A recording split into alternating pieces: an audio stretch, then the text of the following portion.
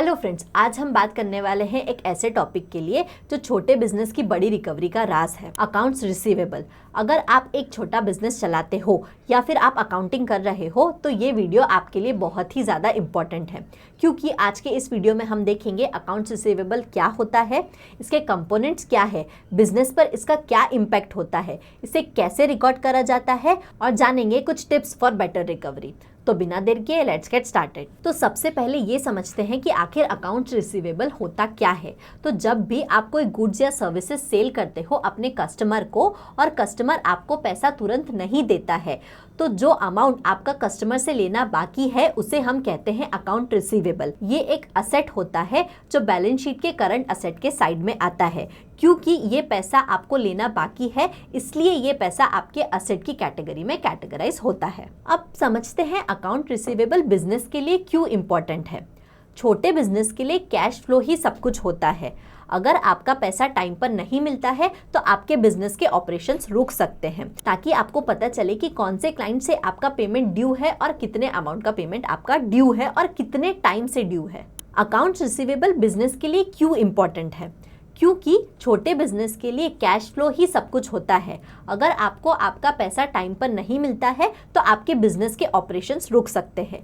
Accounts receivable को track करना इसलिए ज़रूरी है ताकि आपको पता चले कि किस कस्टमर से आपका पैसा आना बाकी है, कितना पैसा आना बाकी है और कितने टाइम से ये पैसा उनके पास पेंडिंग है। इन शॉर्ट, ये आपके बिजनेस की फाइनेंशियल हेल्थ का थर्मामीटर है। अकाउंट रिसीवेबल आपके बिजनेस पर क्या इम्पैक्ट करता है? अकाउंट रिसीवेबल का आपके बिजनेस पर एक बहुत ही ज़्यादा बड़ा इम्पैक्ट है। अगर आप अकाउंट रिसीवेबल सही से मैनेज करते हो तो आप नया माल खरीद सकते हो, सैलरीज टाइम पर दे सकते हो और अपने बिजनेस को एक्सपांड करने के बारे में सोच सकते हो। वहीं अगर आपका पैसा डिले हो रहा है तो आपको हो सकता है लोन लेना पड़े और ये आपके बिजनेस पर नेगेटिवली इम्पैक्ट कर सकता है। तो चलिए अब बात करते हैं थोड़ा अकाउंटिंग के पॉइंट ऑफ व्यू से। जब भी आप कोई सेल करते हो तब अकाउंट्स रिसीवेबल इस तरह से रिकॉर्ड होता है। अकाउंट रिसीवेबल एक असेट है, इसलिए हम इसे डेबिट करेंगे। तो एंट्री होगी account receivable account debit to sales. Sales जो है वो P&L का पार्ट है, वो P&L में जाएगा। वहीं अकाउंट्स रिसीवेबल आपके बैलेंस शीट में डेबिट साइड यानी असेट साइड में जाएगा। इस एंट्री का सिंपल मतलब है आपने सेल किया लेकिन पैसा मिलना अभी बाकी है। तो जब पैसा मिलेगा तब क्या एंट्री करनी है? तो तब आपको एंट्री करनी है कैश या फिर बैंक, जिससे भी आपको पैसा मिलता है उस अकाउंट को आपको डेबिट करना है। तो एंट्री इस तरह से होगी, कैश या bank account debit to account receivable. मतलब अकाउंट रिसीवेबल यहाँ पर खत्म हो जाएगा क्योंकि आपका पैसा आपको वापस मिल चुका है। ये एंट्रीज आपको आपके अकाउंटिंग सॉफ्टवेयर या फिर मैनुअल लेजर में मेंटेन करनी होती है। चलिए अकाउंट रिसीवेबल को समझते हैं एक एग्जाम्पल के through. For example, Ramesh ji ने एक टीवी सेल किया 50,000 रुपए का। अब अगर Ramesh ji proper timely follow up लेते हैं तो उनके पैसे जल्दी रिकवर हो जाएंगे। वहीं अगर उन्होंने प्रॉपर टाइमली फॉलोअप नहीं लिया तो हो सकता है ये अमाउंट उनका बैड डेट में भी चला जाए। अगर आप B2B बिजनेस कर रहे हो तब तो अकाउंट रिसीवेबल आपके लिए और भी ज़्यादा इम्पोर्टेंट है, क्योंकि ये आपकी क्रेडिट पॉलिसी और रिकवरी को भी इम्पैक्ट करता है। इसके साथ ही अगर आप B2B बिजनेस कर रहे हो तो आपको अपनी क्रेडिट पॉलिसी और रिकवरी स्ट्रेटेजीज को और भी ज़्यादा पावरफुल रखना मैंडेटरी है। तो ये हमने समझा अकाउंट रिसीवेबल क्या होता है, इसे बुक्स में कैसे रिकॉर्ड करना है, इसका इंपॉर्टेंस क्या है। अब चलिए बात करते हैं कुछ ऐसे टिप्स पर जो आपके अकाउंट रिसीवेबल को और स्ट्रॉन्ग बना सकता है। तो सबसे पहले इनवॉइस बनाते टाइम उस पर क्लियर क्रेडिट टर्म्स लिख दो, 15 या 30 दिन जो भी आपके बिजनेस के लिए सूटेबल हो। दूसरा, timely follow up low, politely but firmly follow up बहुत ही ज़्यादा ज़रूरी है। तीसरा, अगर आपका कस्टमर रेगुलर डिफॉल्टर है तो उन पर कैश ऑनली टर्म्स ही अप्लाई करो। चौथा और सबसे इम्पोर्टेंट, अपना इनवॉइस हमेशा टाइम पर भेजो। अगर पॉसिबल हो तो अपने बिजनेस को ऑटोमेशन पर ले जाए। और पांचवा, अगर पॉसिबल हो तो अकाउंटिंग सॉफ्टवेयर यानी ऑटोमेशन का यूज करो।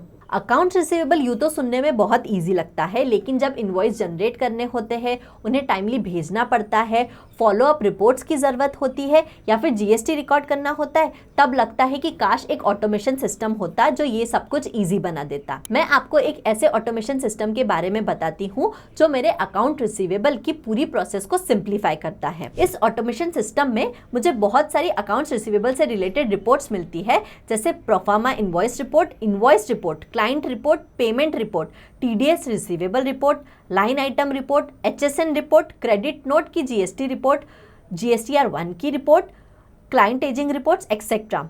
इसके साथ ही ये सॉफ्टवेयर मुझे एक सिंगल क्लिक में अपने इनवॉइस को व्हाट्सएप या फिर ईमेल के थ्रू भेजने की भी फैसिलिटी प्रोवाइड करता है। एक और फीचर जो मुझे इस सॉफ्टवेयर में बहुत ज़्यादा पसंद आता है वो है कि अगर आपने कोई इनवॉइस बनाया है और आप उसे तुरंत नहीं भेजना चाहते हो तो आप उसे शेड्यूल फॉर लेटर ऑप्शन के थ्रू भेज सकते हैं। शेड्यूल फॉर लेटर में आप एक स्पेसिफिक डेट और टाइम सिलेक्ट करेंगे और उस स्पेसिफिक डेट और टाइम पर आपका सॉफ्टवेयर ऑटोमेटिकली वो इनवॉइस आपके क्लाइंट को भेज देगा वाया व्हाट्सएप या फिर ईमेल। इससे सबसे बड़ा बिजनेस का प्रॉब्लम ये सॉल्व होता है कि हम इनवॉइस भेजना भूल गए। तो दोस्तों ये था हमारा डिस्कशन अकाउंट्स रिसीवेबल को लेके।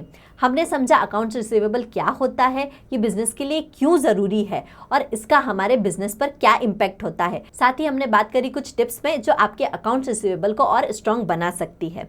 अगर आपके इस टॉपिक से रिलेटेड कोई सजेशंस है या आप हमें कोई क्वेश्चंस पूछना चाहते हैं तो नीचे कमेंट्स में बताएं और साथ ही हमें ये भी बताएं कि आप आपके बिजनेस में अकाउंट रिसीवेबल को स्ट्रॉन्ग बनाने के लिए कौन से स्ट्रेटेजीज का यूज करते हैं। Thank you.